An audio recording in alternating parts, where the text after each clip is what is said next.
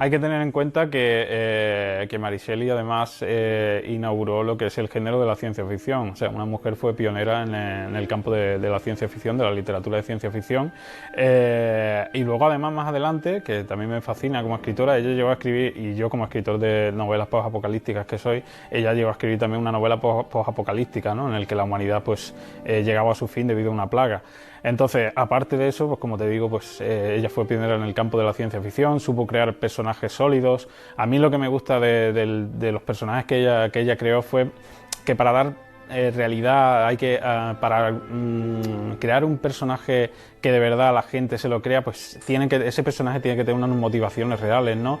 Tiene que tener unos dramas éticos, tiene que haber un conflicto, y ella eso lo supo generar de maravilla, ¿no? Hay muchos conflictos éticos y morales dentro de la novela y los personajes los tienen, ¿no? Entonces eso les convierte en humanos, que es lo que he hecho mucho hoy en día en falta, ¿no? Que los personajes pues carecen de motivaciones para hacer lo que hacen, ¿no? A lo largo de las novelas, y sin embargo pues todos los personajes de Frankenstein, desde el doctor Frankenstein hasta la criatura, todos tienen sus motivaciones para hacer lo que hacen, ¿no? Pese a que se había creado un entorno pues donde la cultura era muy predominante, ¿no? Ella no escribía, entonces fue su primera novela, y a nivel narrativo, a nivel estructural se nota que era su primera novela. De hecho se llegaron a escribir 3 versiones de la novela. La primera la escribió ella, que era un relato, poco más que un relato, ¿no?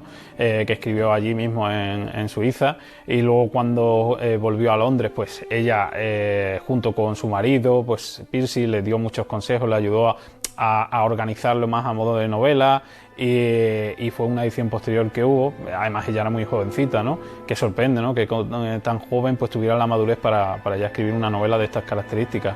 Y luego la edición posterior, que ella hizo una tercera edición, que recuperando un poco también su primera edición con una novela más dura, ¿no?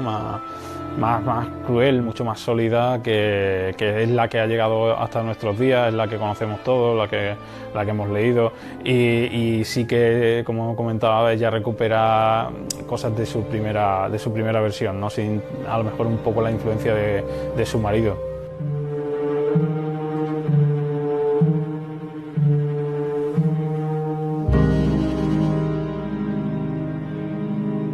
La criatura de Frankenstein, al no ser admitida por la sociedad, se dedica a comportarse como la sociedad quiere que se comporte, como un monstruo, y se dedica a matar a todos los seres queridos del doctor Frankenstein. Esto se puede hilar con la importancia del cuerpo y cómo aliena a la sociedad. La figura del vampiro, por ejemplo, podría ser la distinción entre un yo que es solo cuerpo. No se deja llevar solo por las pasiones, es el vampiro sería todo lo que el yo de la modernidad rechaza: pasiones, naturaleza, todo lo que es corporabilidad. Y el vampiro, o sea, la figura de Frankenstein, en cambio, es mente ligada con el cuerpo. Pero el problema es que el vampiro son seres perfectos por fuera, pero vacíos por dentro. Mientras que Frankenstein, la criatura, es un ser horrible por fuera, pero por dentro tiene tiene alma. Master, yeah.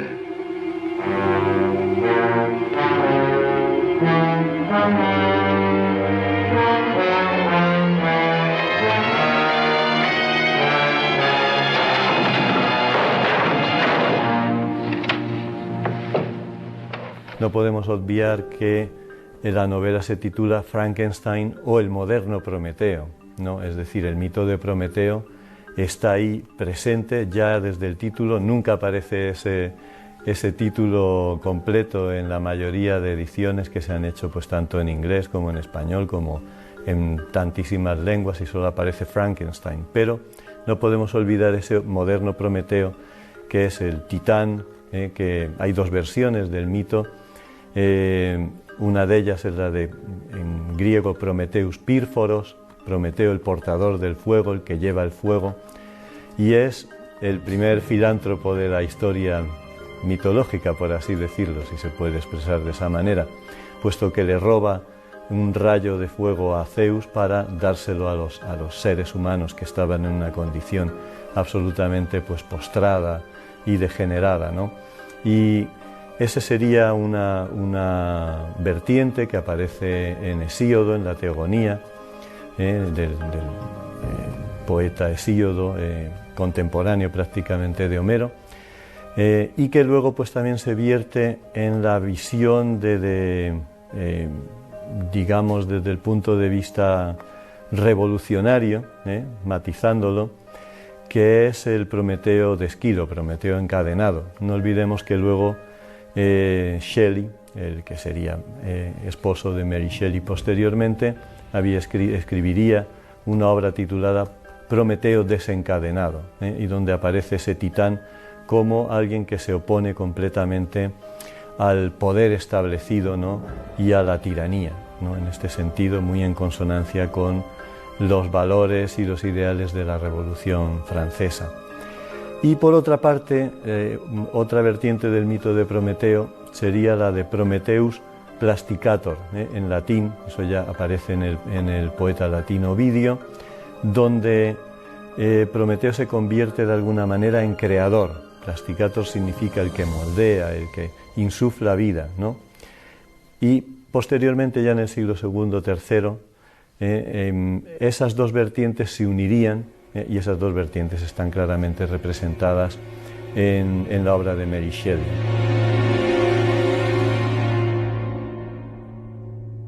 Hoy en día pues se han perdido mucho, ¿no?, todo ese tema de las tertulias literarias y demás, pero me lo imagino como algo muy mágico, ¿no?, donde esa noche, en torno a lo mejor incluso a una hoguera, ellos decidieron pues cada uno escribir una historia. Mary Shelley pues estaba también muy influenciada porque tenía insomnio, se tomaba láudano para dormir y tenía muchas pesadillas. Una de sus pesadillas le influyó bastante, ¿no?, a la hora de hecho ella soñó prácticamente con el argumento, ¿no?, de Frankenstein, de revivir a un ser muerto, ¿no? Entonces de ahí nació todo lo que es Frankenstein.